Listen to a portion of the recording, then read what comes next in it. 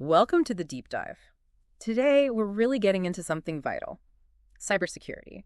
Specifically, how you can build genuinely strong defenses in this really complex digital world we're all navigating. Yeah, it's definitely a moving target. Absolutely. We've been looking at some discussions outlining key strategies, the practices you really need to understand. So our goal here is to pull out the most important bits, help you grasp how to build a solid, proactive security approach. And hopefully without getting bogged down in super technical jargon. Exactly. We want to make it understandable. So let's start with how things have shifted. The old way of thinking, that sort of castle and moat security model. Right, where you trusted basically everything inside the walls and just focused on keeping the bad guys out. Yeah, that one. Well, the sources we looked at are pretty clear. That model just doesn't cut it anymore. Not with how we work now. You've got remote access everywhere, tons of stuff running in the cloud, and attackers who are, frankly, getting incredibly clever. That perimeter, it's basically dissolved, hasn't it? Pretty much. Which leads us to the core idea for today's deep dive. Which is? We have to operate under a new assumption, basically, that no user, no device, no app is automatically trustworthy. Doesn't matter if it's inside or outside your traditional network. Okay, that's a fundamental shift. So let's unpack that. Where do we start? Maybe with the zero trust model. That seems to be the foundation. Definitely. Zero trust is central. The core principle sounds simple, but it's powerful. Verify every access request every time. Every single time. No exceptions. No exceptions based on location or previous access. It flips the old model on its head. Instead of assuming trust, you demand proof. Explicit verification for, well, everything. Okay, so how does that actually work? What are the pieces involved? The source material mentions some key components. Yeah, it breaks down into a few crucial things. First, strong authentication. Think multi-factor authentication, MFA. That's not just nice to have anymore. It's basically the entry ticket. Then you have microsegmentation. That's about dividing your network up. Think of it like a submarine with watertight compartments. Ah, okay. So if one part gets flooded or breached in this... Exactly. The damage is contained. It doesn't sink the whole ship or, compromise the whole network. It limits that blast radius we hear about. That makes sense. What else? And the third big piece is continuous monitoring. This is like you're always on security cameras, constantly watching for anything suspicious, and crucially being able to respond quickly. In real time. So contain the breach, spot it fast. And I remember reading about least privilege, too. How does that fit in? Oh, that's absolutely critical. It underpins the whole thing. Least privilege access means you only give users the absolute minimum permissions they need to do their job. Nothing more. So if someone in marketing doesn't need access to, say, engineering code repositories... They simply don't get it. Why introduce unnecessary risk? It really sounds like a major overhaul in thinking, not just technology. One source even stressed that this is a journey, right? Not just flipping a switch. That's a really important takeaway. Implementing zero trust isn't a weekend project. It takes planning, a phased approach, and continuous refinement. It's a philosophy you embed, not just a product you buy. Got it. Okay, so zero trust is the goal, the philosophy. But even with that, weaknesses, vulnerabilities, they still happen, right? Unfortunately, yes. Software is complex. Humans make mistakes. Vulnerabilities are kind of inevitable. That's where good vulnerability management becomes so critical. So step one is just accepting they'll exist. Pretty much. Acknowledging it. Then you need solid processes to find them, figure out which ones are riskiest, and fix them.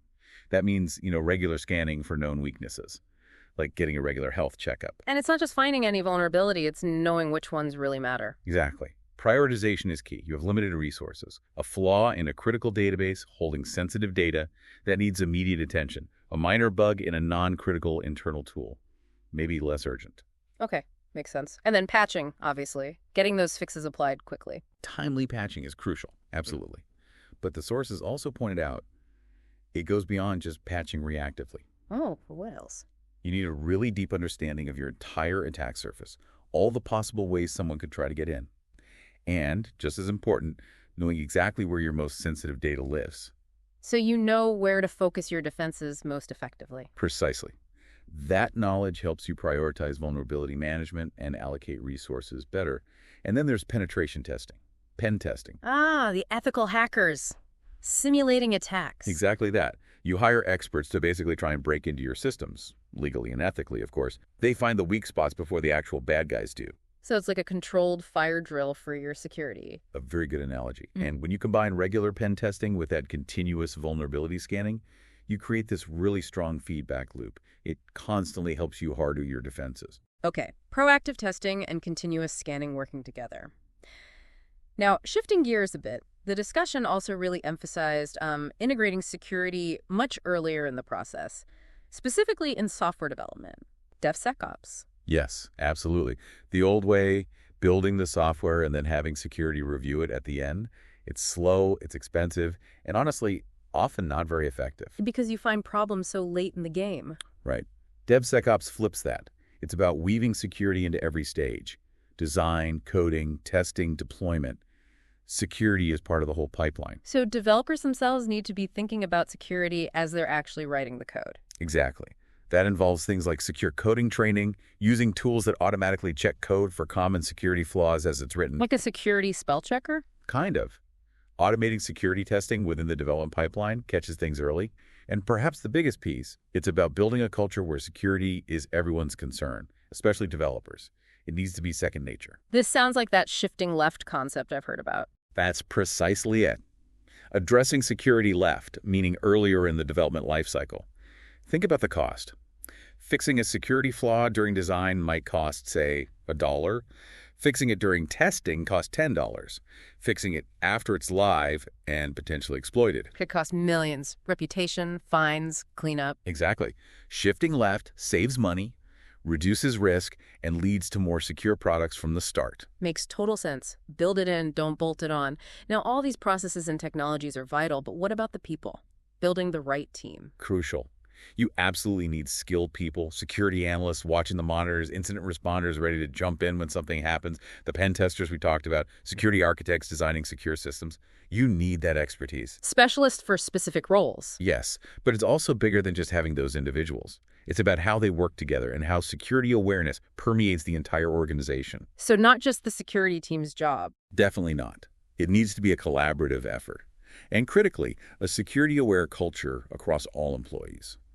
From the CEO down, everyone needs basic training, clear ways to report anything suspicious, and a shared understanding that they play a role in security. Because one wrong click can bypass a lot of fancy tech. Sadly, yes. The human element is often the weakest link, so strengthening that is key. Regular, engaging training helps enormously. Okay. So we've covered zero trust, managing vulnerabilities, secure development, building the team. But this isn't just happening within one company's walls, is it? Cybersecurity is inherently global. That's a really important dimension. It's not just your problem, it's a shared global challenge. Attacks cross borders constantly. What happens in one country can easily affect others. So cooperation is essential. Absolutely essential. The sources stress the need for collaboration between governments, between international bodies, and very importantly with the private sector. What kind of cooperation are we talking about? Several kinds. Sharing threat intelligence is huge. Knowing what attacks others are seeing helps everyone prepare. Developing common standards and best practices, so we're all working from a similar playbook, and joint efforts to actually combat cybercrime, which is often transnational.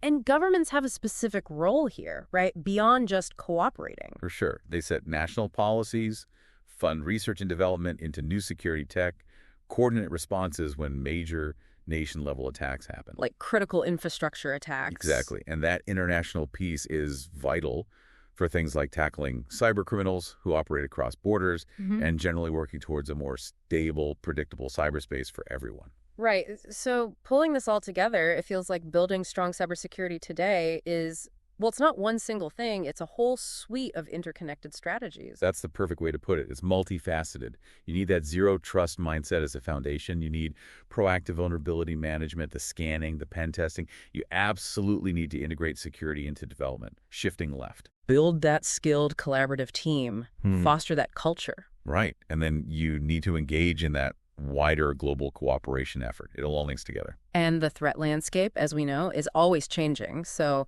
staying vigilant, actually doing these things consistently, adapting, that seems crucial for staying protected. Couldn't agree more. It's an ongoing commitment, which actually brings up a final thought, something for you, the listener, to mull over. Oh. Yeah.